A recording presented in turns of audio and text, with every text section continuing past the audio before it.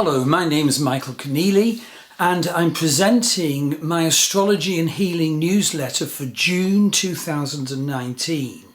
And this is part one, which is an introductory advice for handling the huge and complicated energies of June 2019. And I want to say that there are actually 8 parts to the newsletter, each with a separate video and blog. So part 1, this part, is the astrology advice how to handle it. Part 2 is the great conjunction of Saturn, Ketu and Pluto. Part 3 is, well, let's look deeply into Pluto and how do we handle the death and rebirth energy of Pluto. Part 4 is the new Mars-Rahu conjunction in Gemini, which is actually opposite the Saturn-Ketu-Pluto conjunction. Part 5 deals with the special difficulties that Mercury, mind and communication, experiences in June 2019, and it's best to be forewarned and forearmed. Part 6 covers Jupiter, Uranus, Neptune, Sun, Chiron, full moon and new moon in June 2019. Part 7 is actually a very neat calendar of the major astrological energies and events in June 2019, and I'm going to print that out and post it on the wall beside me so that I can monitor the energies that I feel and how I'm handling them. And lastly, part 8 of this June Astrology and Healing newsletter is a magnificent sort of array of charts for June 2019. The chart for the first day of the month, the chart for the last day of the month. All charts are both in Western and Vedic astrology. There's the ephemeris in Western and Vedic for the month, for the new and full moon, for the summer solstice day, and so on. So having explained the layout of the 8 parts of the astrology newsletter, let me just now seek to offer some general overall advice about how to approach June 2019. And there's a quote from Winston Churchill: "These are times that try man's souls." So the main energies overall are horrifically turbulent, cutting and distracting. There's big ongoing challenges to steady, stable managing of our minds and avoiding aggressive, turbulent communication, and problems in travel and business will need to be looked out for, dealt with, avoided if possible. But, and this is a very big but, in the middle of all that battlefield, there are also more pleasurable and beautiful energies. If only we can remember to catch on to them, to give them space. And also there's possibilities for intuition flowing and inspiration breaking through if you give them space. So let's look really at the energies of the June battlefield. So the main energies overall are horrifically turbulent, cutting, distracting and divisive. Though remember, that's not the whole story. And so in Vedic Gemini now we have Mars-Rahu energy, driven, destructive, turbulent, almost mental bloodlust. And it's wildfire and stormy. Try to remember Mars' true divine nature, the spiritual warrior, the ethical warrior, who doesn't leave tasks and challenges undone, but certainly doesn't drive to smash through the universe like Mars Rahu can.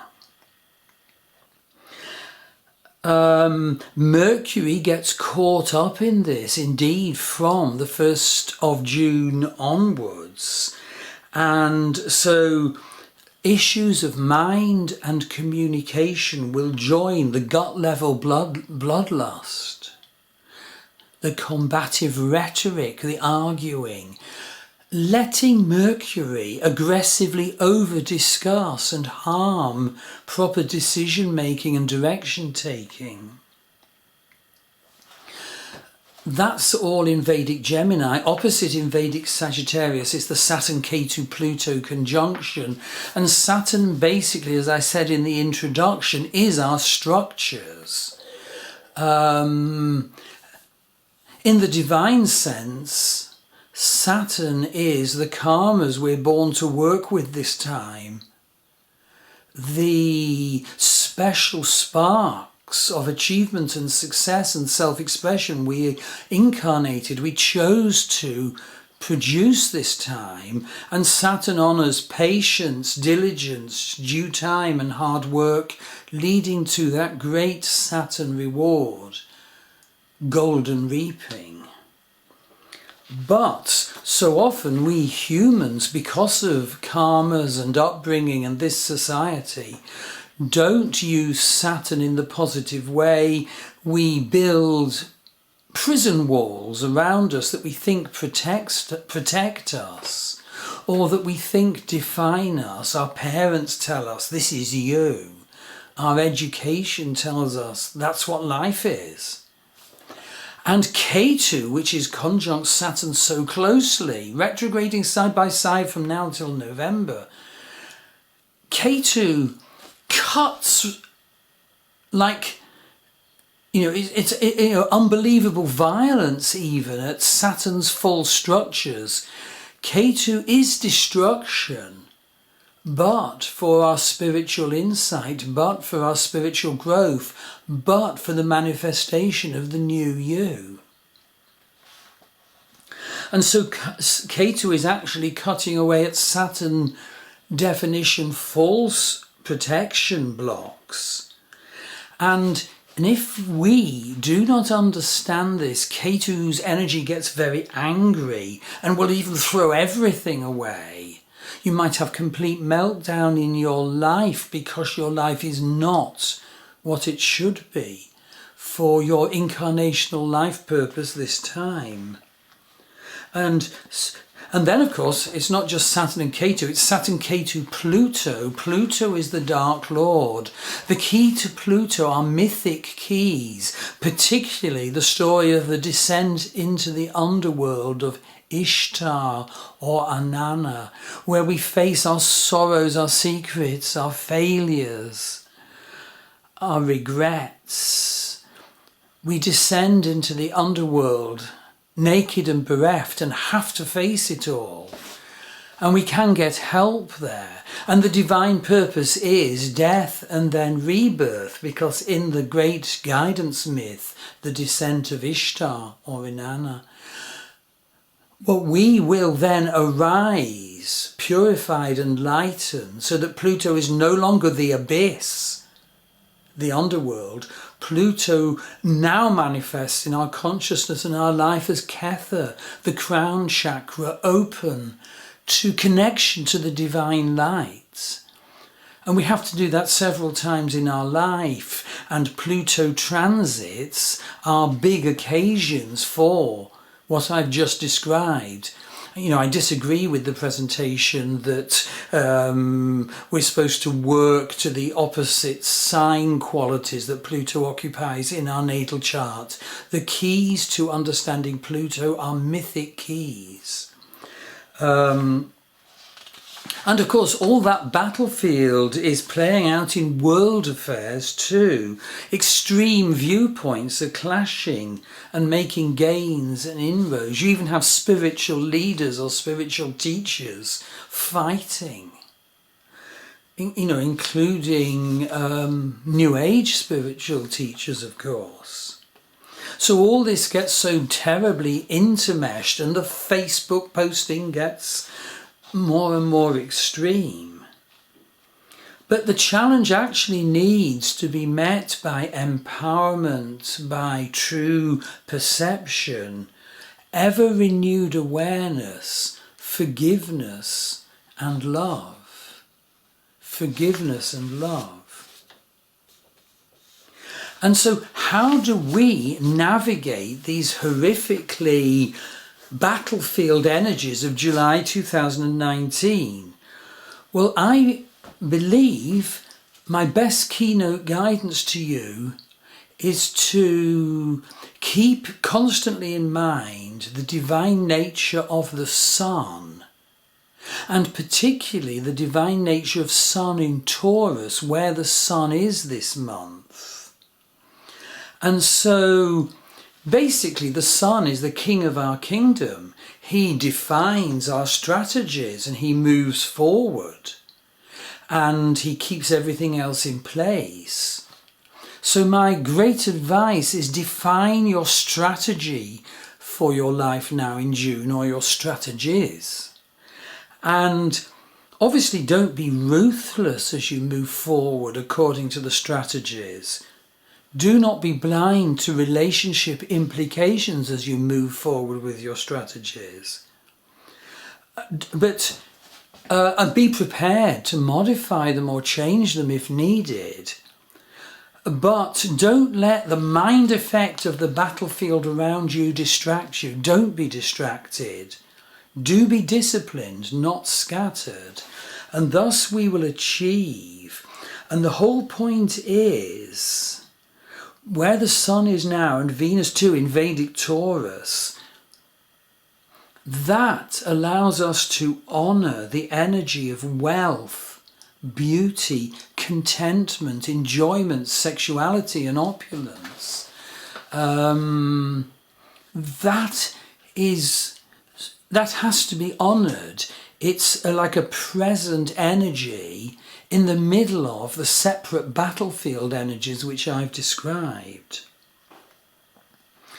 And indeed, both the Moon and Mercury are fraught with problems in June 2019 because they are each going through the battlefield. So the Moon goes through it twice when it's in Vedic Gemini and Vedic Sagittarius. And Mercury spends much time in Vedic Gemini, conjunct Mars-Rahu conjunction, opposite Saturn. And so Mars-Rahu are driving your mind, and Saturn is maybe putting brakes and blocks on, causing immense frustration and even grief and even sadness. So we have to manage our minds. And I'm saying, well, forewarned is forearmed. We are prepared from this advice, but also make a place for Taurian qualities. The Sun and Venus are in Taurus. Enjoyment, beauty, wealth. But it's not only Sun and Venus that are out of the battlefield. Basically, Neptune is definitely offering vision at this time. You need to look at the charts. So Neptune is in a positive aspect to the nodal axis, and so we can have a look at the charts. That's section 8 of the Astrology and Healing newsletter for June. So as Ketu is tearing down unreal Saturn blocks, we can become open to Neptune intuitions. And indeed, Saturn can then work to ground and structure and manifest our Neptune dreams and intuitions. The other big thing to be aware of is Uranus. If you have planets aspected by Uranus in June 2019, that offers revolution insight. And and be prepared to open the space for bringing in needed revolution and let it flow. Also, do check out any aspects from Chiron to your natal planets now. Chiron is the wounded healer. Chiron calls us to experience our woundedness and heal so that we can then help others by being healer to others. So what I'm saying is that your Vedic astrology chart and Vedic astrology generally sincerely offers such peerless awareness of your destiny, of the personality, the egoic personality you have to work with, that destiny of all the different issues in the different life areas. Have a reading from me. Do one of my courses on my Master Vedic Astrology website.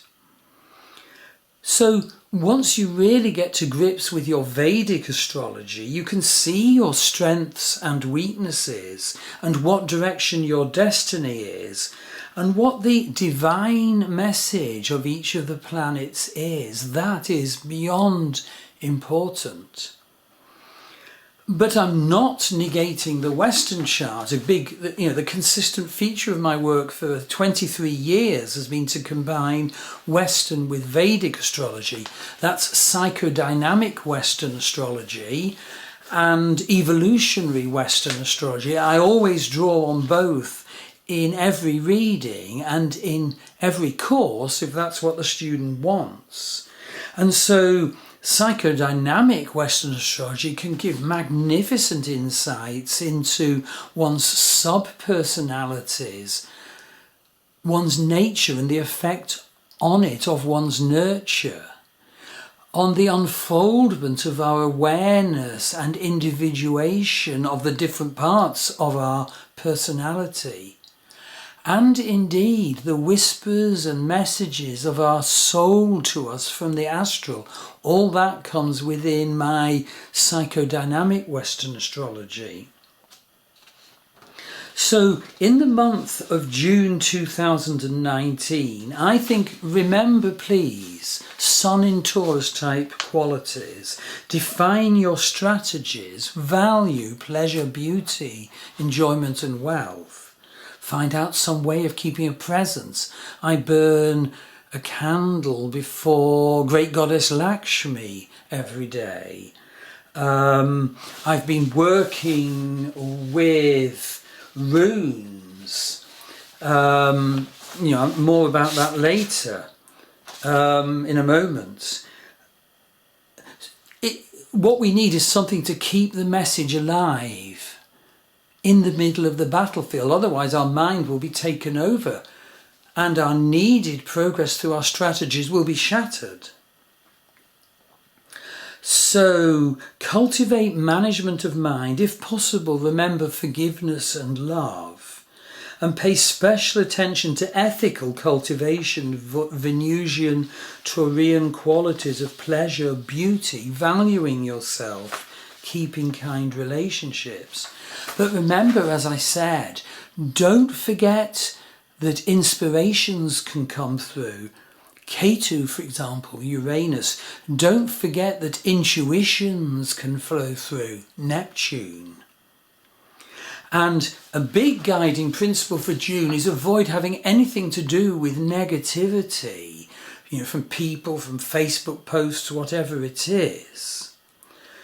Okay, you can have a reading or do one of my courses, but if you want to sort of, connect this material to your own birth chart, particularly have a look at the houses in your chart that the Great Conjunction is, that the Mars-Rahu conjunction is, that the Sun-Venus conjunction is, because those are the areas of life where their energies will especially manifest now. And of course, look if any of your natal planets are affected by the transiting planets. And most important of all, do not forget the Vedic predictive periods, the dashas. They are more powerful and influential than transits, definitely. I get so much understanding of the phases and times in my life and what strategies I should be cooperating with now and expecting now, simply by knowing which dasher and sub-dasher I'm in.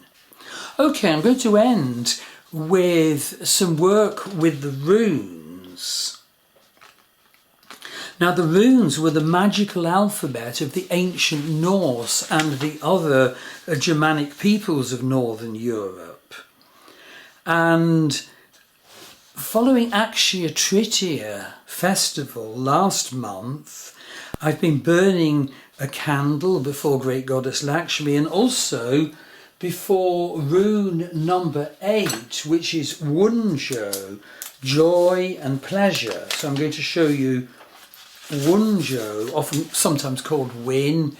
So basically, it can help to use a rune as a talisman to keep a principle of life alive in your consciousness and manifesting in your life, manifesting in the affairs of your life.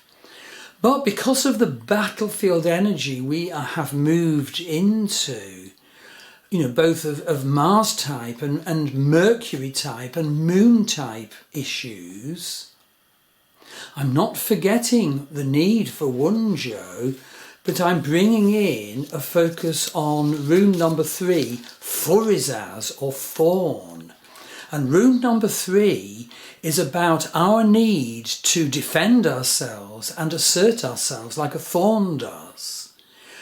And the runes are most ancient magic, and maybe you might find it useful to put a representative of Thurizaz and or Wunjo